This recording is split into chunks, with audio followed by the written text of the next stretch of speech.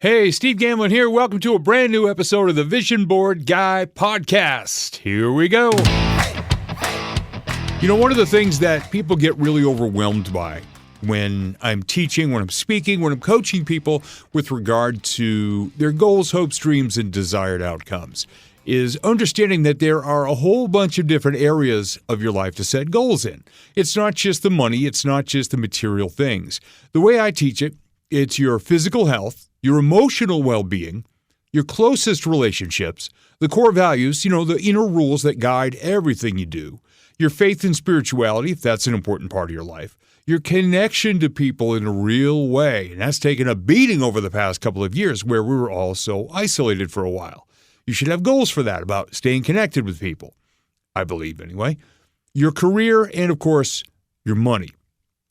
And like I said, people get really overwhelmed when I say these are all the areas of your life, and they're like, oh my gosh, how about if I just pick one and set a goal there, and then when I succeed, then I'll do something else. And I just start laughing and remember to tell them, first off, take a deep breath, relax.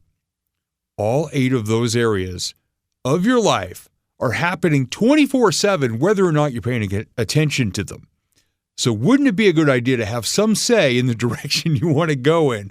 It's not like it's going to be super overwhelming. And this is also the way that I explain it to people. Sometimes just the effort you make really focused on one of these areas can automatically start to impact the others. And if you make it a part of your daily actions, part of your daily life, keeping that big vision of that better version of your life in mind, say at the end of 1 year, I don't think, 20 years down the line, especially if people aren't really familiar with personal development, goal setting, taking action, and visualization, in my case, for what I teach. And I tell them a story about how my wife Tina and I love to make dinner together at least 4 nights a week. And I don't mean just me sitting there trying to read the instructions off a box. I mean, we're both actively cooking, baking, cutting up vegetables, preparing the food, preheating the oven or the grill, and really part of the process together. And every time we do, we just make it as fun as possible. And we laugh, we just get silly, we play songs on Alexa, we just start shouting out our favorite songs, and we make it a really good time. And if you think about all those 8 areas of life, right there, making dinner together, having our relationship be so good that we enjoy that time together, right there, relationship goals. That's 1. And we also choose to make healthy meals. Now that's physical health goals. That's 2.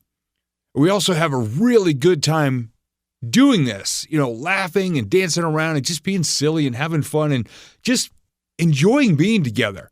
So that's your emotional well-being, or ours, and also our connection. That's 4. Right there, just making dinner together as a couple takes care of half of the areas of our lives. You can weave multiple areas of life into your daily actions as long as you've got that big vision in mind. And it also applies with regards to my workouts that I've been doing now very consistently for almost 3 years. I'm down 25 pounds, feeling much more energy, kicked the energy drink habit because they just weren't working anymore. I think they started to work backwards after a while. Instead of 5-hour energy, it felt like I was drinking 9-hour lethargy because I just had no energy a few months ago. So now, physical health. I love to work out. I work out at home. I don't even have to drive to the gym anymore. And it's really helped me to develop better habits and discipline every Monday through Friday at 5:05 a.m. That alarm clock goes off. I get up, go in the bathroom, high-five myself in the mirror with a great big smile because I'm ready to rock that day. So already, I haven't even worked out yet. My emotional well-being is really good. And then I work out for usually about 90 minutes to 2 hours. That takes care of my physical health. It also gives me really good energy for the day. And I don't cheat it or half walk it. So my core values are good. And one of the things that I do early on each day is say some morning prayers, get my day going. That strengthens my faith right there.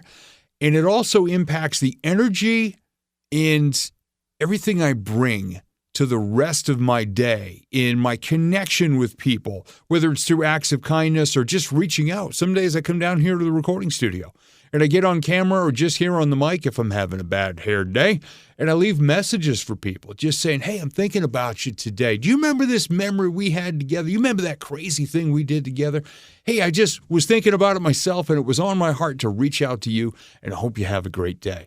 That right there also helps with emotional well-being and connection. And when I bring that energy into my business, and also the energy of working out and feeling stronger and more alive every day, helps me to be more efficient and focused in all the work I'm doing, which helps me to make more money. And hopefully this is making it all seem a little less overwhelming right now when you start to think about your goals, hopes, dreams, and desired outcomes.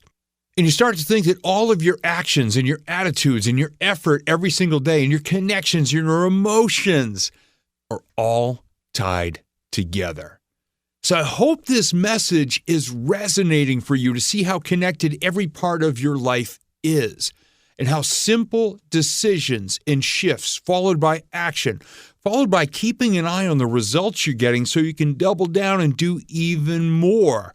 So instead of being really overwhelming that there's 8 areas of your life, you see how they're connected and you see how you can impact them by making just a couple more additional choices and actions each day.